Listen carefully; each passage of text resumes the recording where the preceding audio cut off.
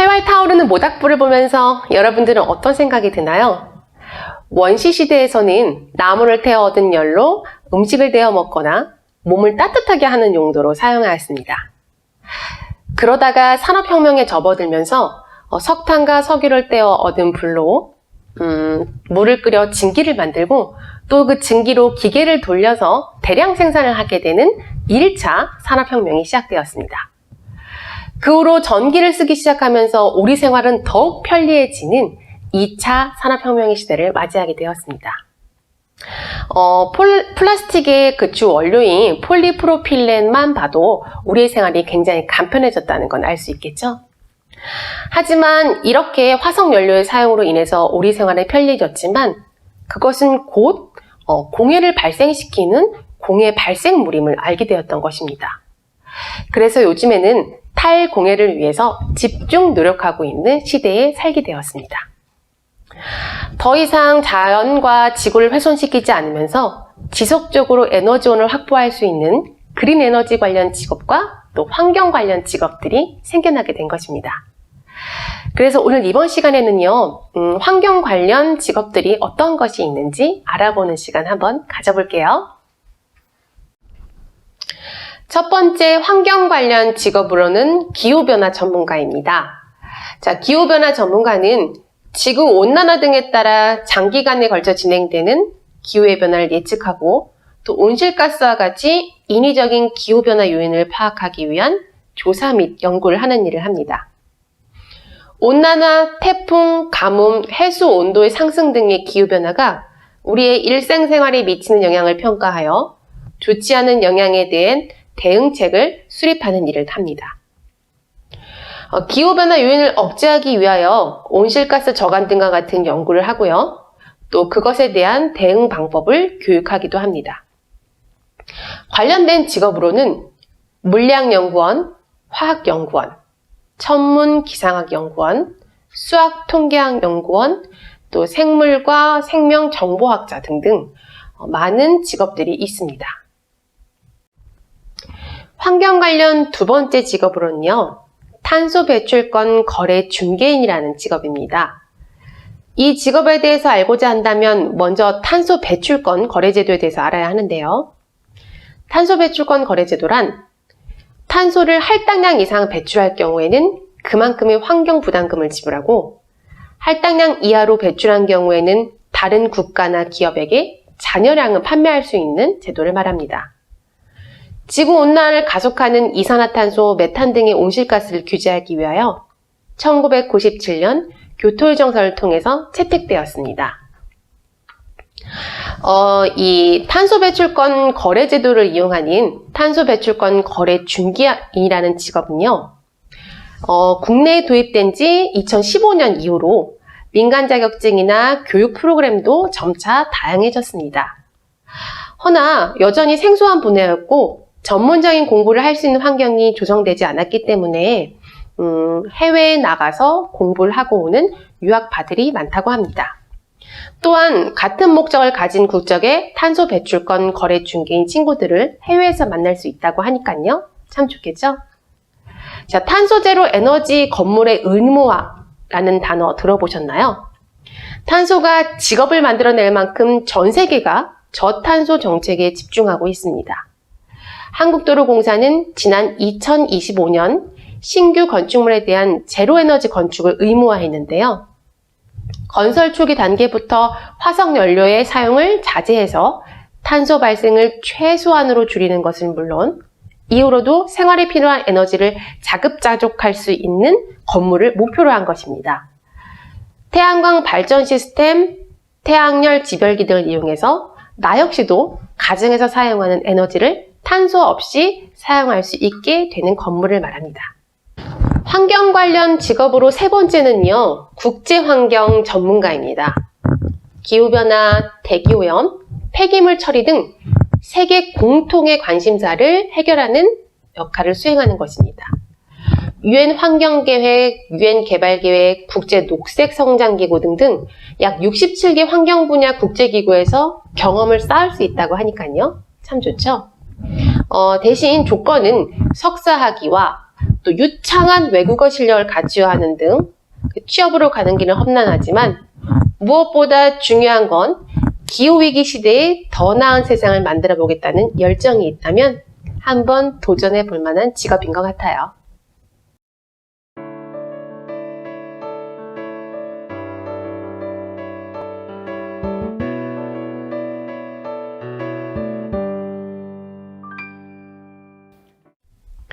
탄소전지 만들기를 해보려고 합니다. 자, 만들기 전에요. 구성품이 잘 들어있는지 확인을 한번 해볼게요.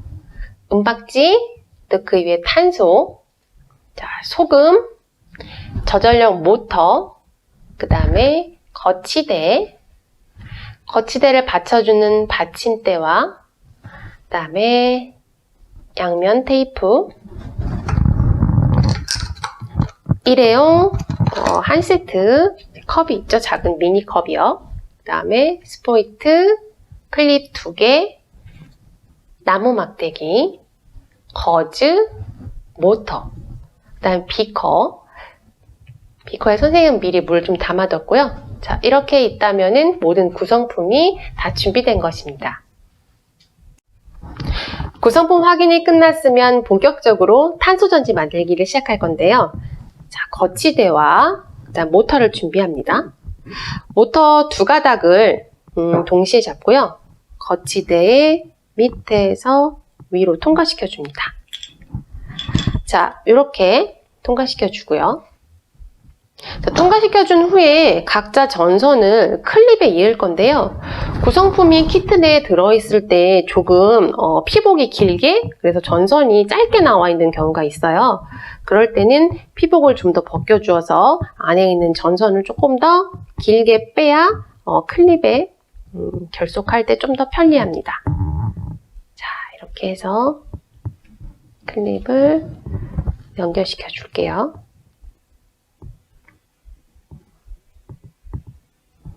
선생님은 반 잡고 이렇게 돌리는 이렇게 작업으로 합니다. 자, 이번에는 이 거치대를요 받침대에 세팅을 할 건데요. 양면 테이프가 있어요. 양면 테이프를 활용하여 붙여주도록 합니다.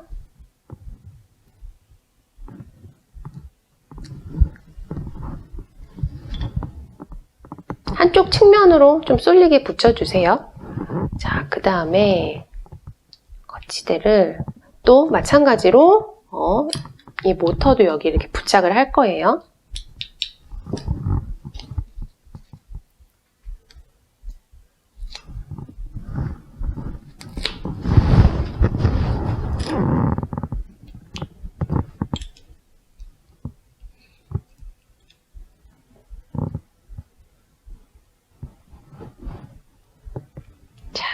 이렇게 한 후에 거치대에 딸깍 하고 끼웁니다.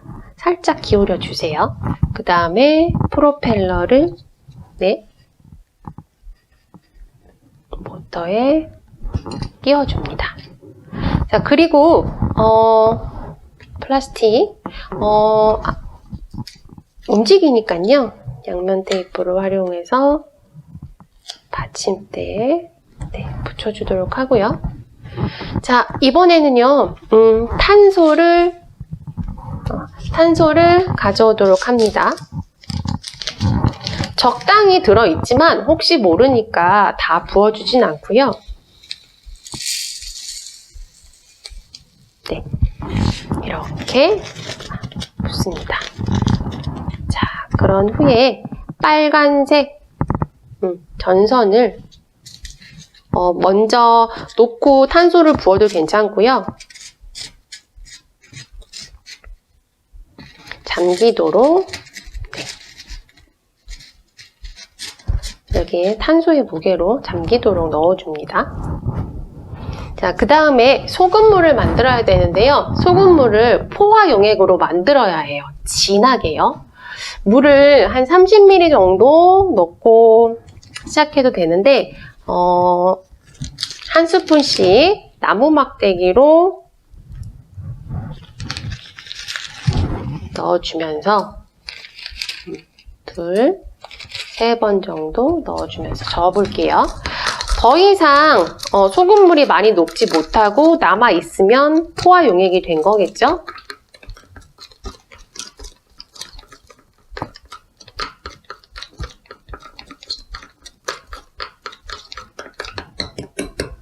선생님이 많이 저어주고 있는데 어느 정도 이렇게 남아있는 걸로 봐서 포화 용액이 된 것 같아요. 자, 그렇다면 이것을 탄소 전지에 탄소 전지를 만들기 위해서 부어줘야 하는데요. 스포이트를 활용해서 소금물을 부어주도록 할 거예요.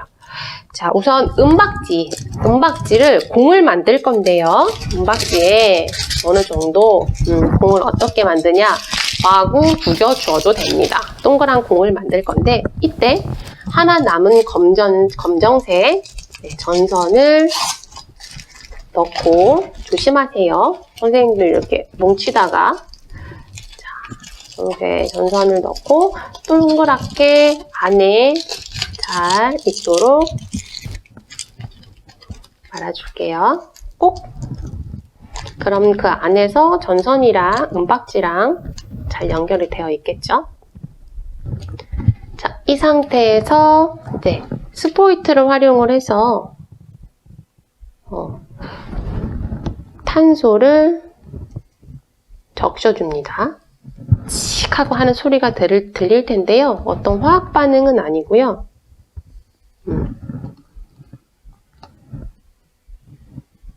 활성탄 구멍 속에 물이 스며서 들리는 소리거든요.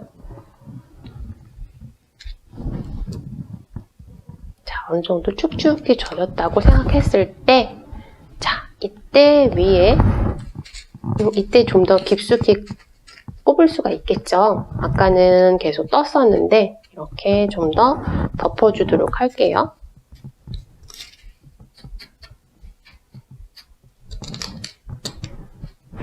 그 다음에는 거즈를 덮어줍니다.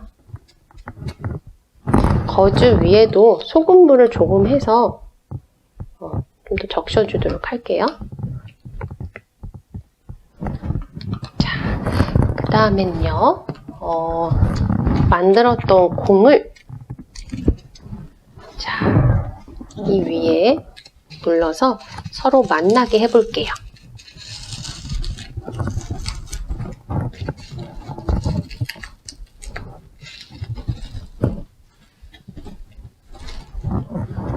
잘 안 될 때는 위치를 바꿔가면서 하면 잘 돌아가는 완성된 탄소 전지를 볼 수 있을 것입니다. 자, 어느 정도 접속이 되는 위치가 만나지면요, 선생님이 손을 떼고 뚜껑을 닫아줘도 잘 돌아가는 모습을 볼 수 있을 것입니다. 선생님이 손을 떼면 이렇게 좀 뜰까봐 이렇게 잡고 있을게요. 친구들은 공을 너무 뚱뚱하게 만들지 않고 잘 이 안에 넣는다면 뚜껑을 닫아도 빼볼까요?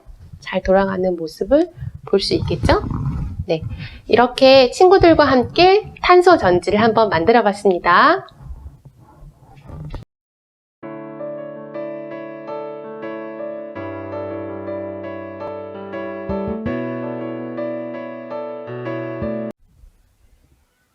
친구들, 탄소전지 키트를 잘 완성했나요? 자, 프로펠러가 돌지 않는다면 은박지 공을 이리저리 조금 움직이면서 위치를 바꿔보면은 아마 프로펠러가 돌아가는 성공적인 모습을 볼 수 있을 거예요. 자, 이번 시간에는 환경과 관련된 직업에 대해서 알아보고 또 탄소전지를 조립해보는 시간을 가졌습니다. 우리가 환경 속에서 환경을 위해서 무엇을 할 수 있는지 생각해보고 또 친구들이 주변 생활 속에서 환경을 위한 일이 무엇인지 실천할 수 있는 시간 가졌으면 좋겠네요. 예를 들면은 라벨지를 떼서 페트병을 버린다든지 또 분리수거를 조금 정확하게 알맞게 해준다든지 하는 일들 말이에요. 친구들이 생활 속에서 환경 지킴이가 돼보는 건 어떨까요? 자, 오늘 수고했어요. 안녕.